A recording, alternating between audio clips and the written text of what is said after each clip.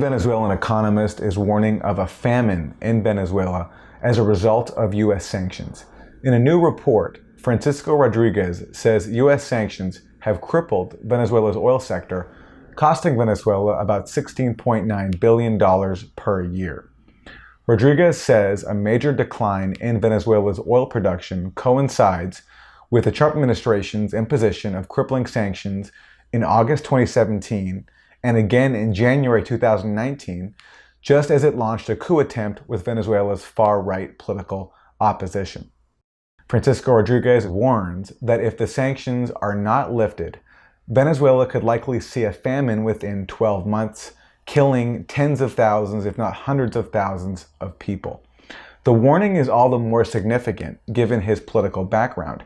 He is not a supporter of the Maduro government, and in fact served as a top advisor to Maduro's opponent, Henri Falcon, in the last Venezuelan presidential election.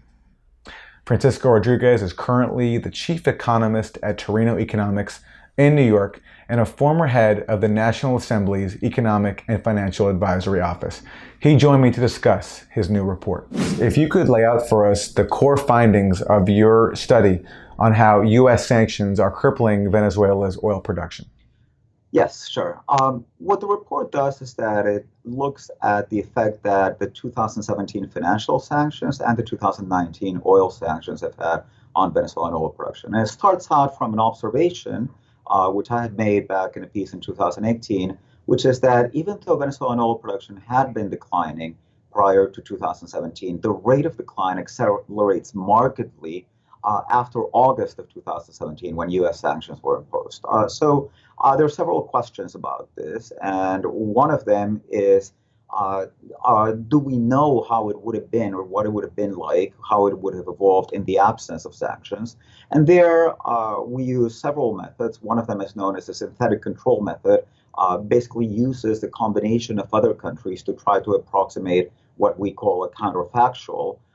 And in that estimate, which I would say is essentially the state of the art in the literature on trying to assess this type of interventions, we estimate that the total cost of those sanctions was $16.9 billion. That would be the value today of the foregone production, 797,000 barrels per day.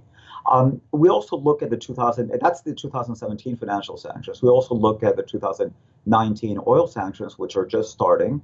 And we find that countries that have had similar sanctions imposed, if you estimate this from the standpoint of looking at a large panel of countries, you'll find further declines of around 40%, between 40 and 45%, which would imply another $10 billion in losses for the Venezuelan economy from its already in a very weak state in terms of its level of oil production.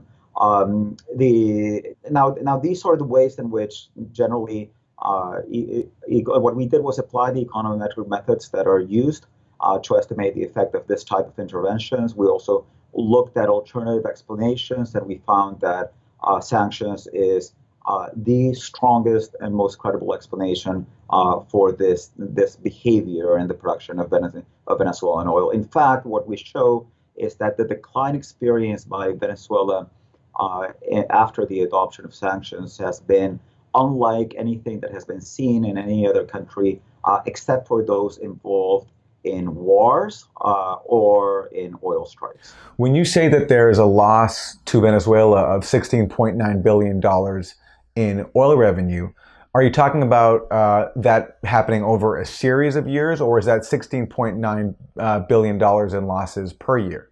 That is yearly. That is, so what the method does is that it estimates essentially what is the permanent effect of sanctions, and it estimates that sanction led to a decline, which occurred gradually, of 797,000 barrels.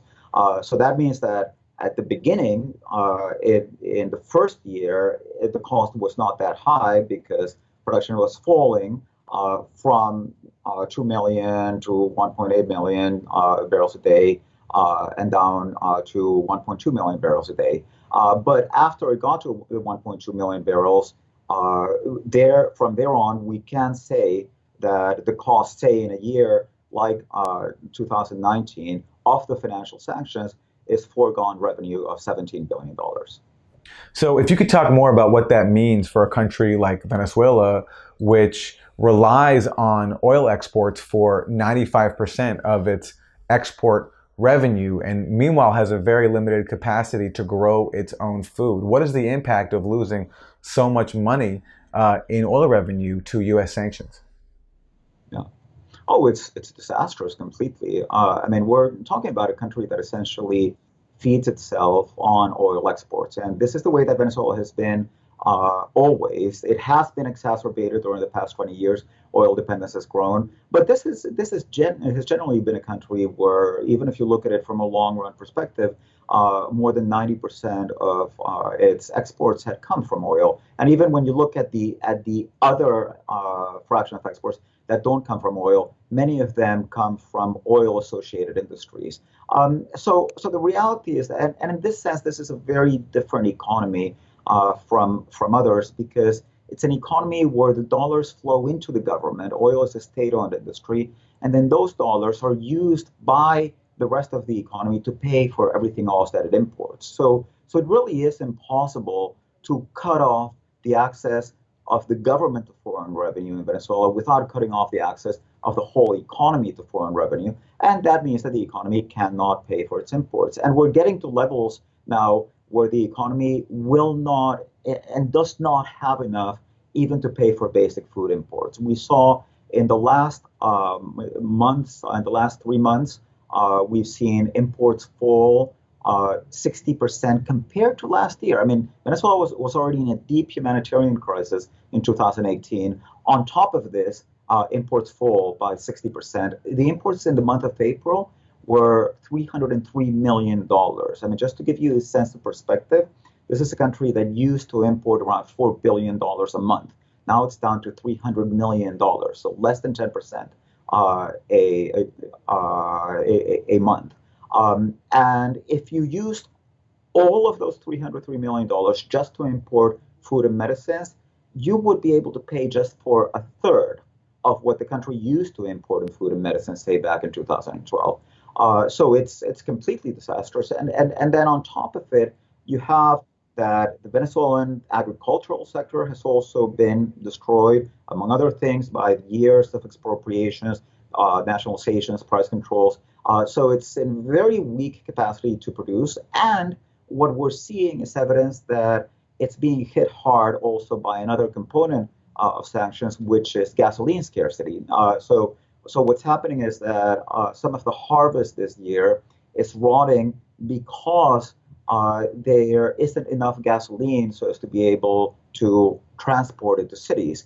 So we're having a double effect. The country can import 60% less, and it's probably going to produce around half, even in a positive scenario, of what it produced domestically last year. So this means that there is going to be a food crisis like what we have never seen in Venezuela and what we haven't seen in Latin America in a very long time. Is it fair to conclude then that Venezuela could see a famine? I think that there is, yes. I think it's not only fair to say that, but I think at this moment, given the information that we have, the most reasonable conclusion based on the data is that a famine is going to occur in Venezuela over the course of the next 12 months. So that will wrap part one of my conversation with Francisco Rodríguez, a leading Venezuelan economist warning of a famine in Venezuela as a result of U.S. sanctions. Join us in part two.